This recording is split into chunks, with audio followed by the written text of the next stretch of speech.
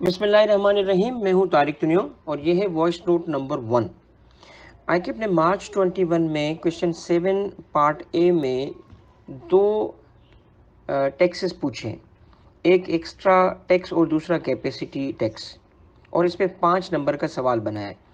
Extra tax किसे कहते हैं और उस पर क्या तफसील हम लिखेंगे। सबसे पहले एक्स्ट्रा टैक्स से मुतालिक जो बातें लिखी जाएंगी वो ये होंगी।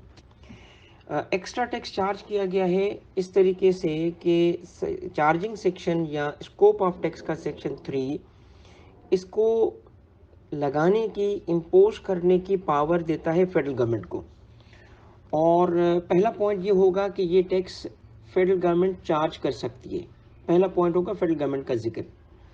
उसके बाद दूसरा जिक्र ये होगा कि जो नॉर्मल टैक्स होता है, यानी कि जैसे हम वैल्यू ऑफ टैक्सेबल सप्लाई का 17%, या जिस तरीके से हम रिटेल का थर्ड शेड्यूल गुड्स की सूरत में रिटेल प्राइस का 17% लेते हैं, तो उस टैक्स के अलावा, यानी जो नॉर्मल सेल्स टैक्स है उसके अलावा ओवर एंड अबव है ये। तीसरा पॉइंट ये होगा कि ये 17% of the value of goods exceed नहीं कर सकता, विच मीन्स कि फेडरल गवर्नमेंट को इजाज़त दी गई है कि ये टैक्स लगाए in addition to the normal sales tax. और फेडरल गवर्नमेंट में एक लिमिटेशन है कि ये इसको किसी भी सूरत में वैल्यू ऑफ गुड्स की 17% से ऊपर नहीं चार्ज कर सकते, विच मीन्स कि वो 17 से कम होगा, चाहे 1%, 2%, 10% हो, बट 17% से ऊपर नहीं होगा। फिर इसके बाद जो बाकी डिटेल्स होती हैं, जैसे गुड्स कौन सी होंगी, गुड्स या क्लास ऑफ गुड्स, पर्सनस कौन से होंगे, पर्सन या क्लास ऑफ पर्सनस, या इसके अलावा इस टैक्स का मोड, मैनर और टाइम, और क्या इस पर कोई कंडीशंस, लिमिटेशंस होंगी, ये सब फेडरल गवर्नमेंट तय करेगी रूल्स बना के। ठीक है। आखिरी पॉइंट इसका ये है कि जो सेक्शन, ये जो तफसील मैंने आपको बताई है, ये सेक्शन 3 सब सेक्शन 5 है। और इसकी एक डिटेल जो है सेक्शन 8 में भी मौजूद है कि जो बायर ऐसी गुड्स परचेज करेगा जो सब्जेक्ट टू एक्स्ट्रा टैक्स होंगी, तो ऐसे केस में उसे इस एक्स्ट्रा टैक्स का इनपुट टैक्स अलाउबल नहीं है, ये एडमिसिबल इनपुट टैक्स नहीं है। अब हम आते हैं दूसरे पार्ट की तरफ। इसमें हमसे पूछा गया था कैपेसिटी टैक्स। कैपेसिटी टैक्स को पहले समझो किसे कहते हैं। कैपेसिटी टैक्स बेसिकली प्रोडक्शन की कैपेसिटी को टैक्स किया जाता है। इस केस में सेल्स टैक्स में जो ये वाला पॉइंट है, इस पॉइंट में प्रोडक्शन की कैपेसिटी को टैक्स करने की ज़रूरत कब पेश आती है, जब कुछ इंडस्ट्रीज से sales tax on the basis of sales collect करना मुश्किल होता है। उनकी सेल्स या तो प्रॉपर्ली डिक्लेयर्ड नहीं होती, या फिर वो इंडस्ट्री जो है, जिस तरीके से प्रॉब्लमेटिक इंडस्ट्रीज होती हैं, रिपोर्टिंग सही नहीं करते, और लॉ इम्प्लीमेंट करना अगर उनके हिसाब से मुश्किल है, तो इन या इस जैसे और हालात में ये प्रोडक्शन कैपेसिटी को टैक्स किया जाता है। क्योंकि सेल्स डिटरमिन करना अगर मुश्किल है तो प्रोडक्शन कैपेसिटी डिटरमिन करना बहुत आसान है, क्योंकि मशीन्स उसने जो परचेज की होंगी उसकी स्पेसिफिकेशन से हमें पता चल जाता है कि इसकी प्रोडक्शन कैपेसिटी क्या है। तो ये वाला सवाल भी सेक्शन 3 यानी स्कोप ऑफ टैक्स या चार्जिंग सेक्शन से पूछा गया है। सेल्स टैक्स को इस तरीके से भी चार्ज किया जा सकता है, यानी कि कैपेसिटी को टैक्स करने की इजाज़त भी है। इस केस में जो डिटेल्स होंगी वो गिवन है हमारे सेक्शन 3 और सब सेक्शन 1B में, और वो कुछ इस तरह है। सबसे पहले तो जो हम इस क्वेश्चन को अटेम्प्ट कर रहे हैं वो अपडेटेड लॉ के हिसाब से कर रहे हैं। ठीक है। तो उस हिसाब से अगर हम जाएं तो 10th शेड्यूल, अब आपको कुछ इसमें लिखना क्या होगा, सबसे पहले आपको लिखना क्या होगा कि जी ये 10th शेड्यूल, जैसे हमने 3rd शेड्यूल कहा था तो इसका 10th शेड्यूल है। 10th शेड्यूल में स्पेसिफाइड गुड्स पे ये टैक्स चार्ज किया जाता है, पहला पॉइंट। दूसरा पॉइंट क्या है कि इन ल्यू ऑफ जो नॉर्मल टैक्स है ना, जैसे extra tax in addition to normal sales tax था, ये इन ल्यू है। दूसरा पॉइंट क्या होगा कि फिर उससे जो नॉर्मल मेथड है उससे टैक्स नहीं लिया जाएगा, जैसे कि मैंने आपको इंट्रो में इसमें इस कैपेसिटी टैक्स के इंट्रो में बताया।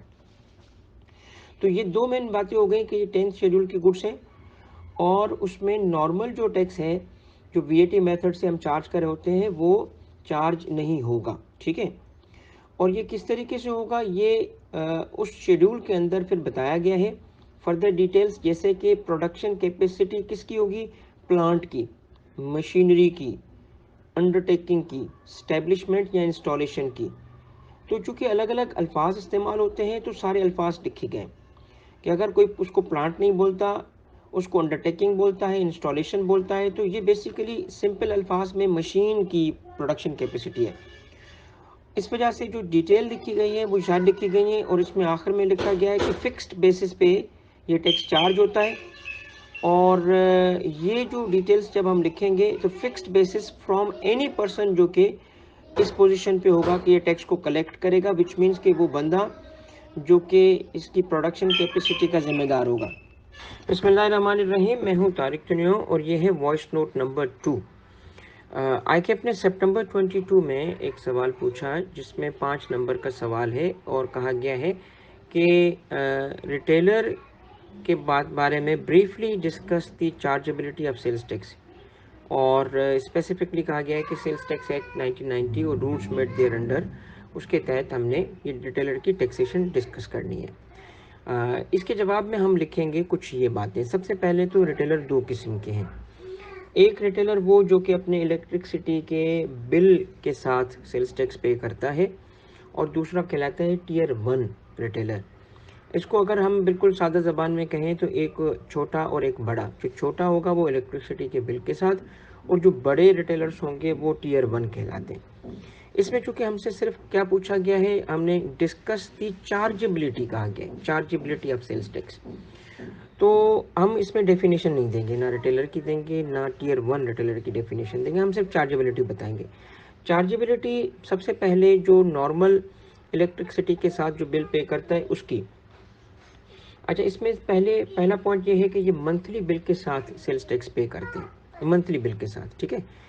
अच्छा, और कुछ थोड़े इसके रेट्स हैं, आसान से हैं, वो भी याद कर लो।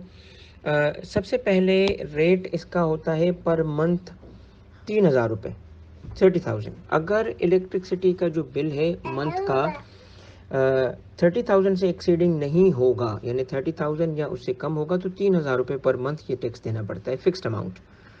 अच्छा, अगर 30,000 से बिजली का बिल बढ़ जाए और 50,000 से कम हो तो फिर 5,000, और अगर 50,000 से पर मंथ बिजली का बिल बढ़ जाता है तो फिर 10,000।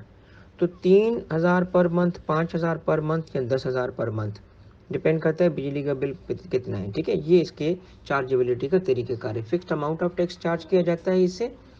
अच्छा, अब इसमें जो टैक्स कलेक्ट करना काम होता है इलेक्ट्रिसिटी सप्लायर का, कि जो वापडा या के इलेक्ट्रिक वगैरह जो भी मुल्क में इलेक्ट्रिसिटी सप्लाई करती हैं कंपनीज, वो इस टैक्स को कलेक्ट करते हैं और फिर FBR को पे करते हैं।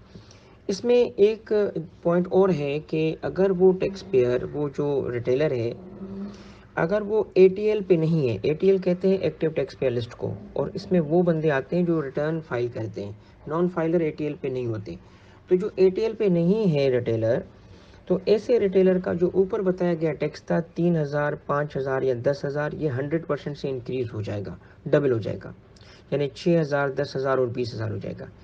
अच्छा, अब इसमें इस लास्ट पॉइंट ये है कि अगर वो जैसे बहुत छोटे दुकानदार होते हैं, तो 3,000 रुपये पर मंथ जो रखा गया है, अगर वो उनके लिए बहुत ज़्यादा है, उनकी तो इतनी सेल्स भी नहीं हो, तो उस केस में बोर्ड ने अपने पास पावर रखी है, और वो पावर ये है कि बोर्ड नोटिफिकेशन इशू करके और फिर बता सकता है कि जी ये जो रिटेलर्स हैं इनका टैक्स, जो कि बहुत छोटे रिटेलर हैं, गली कोने वाले हैं, तो इनका जो टैक्स होगा वो 2,000 के अंदर होगा।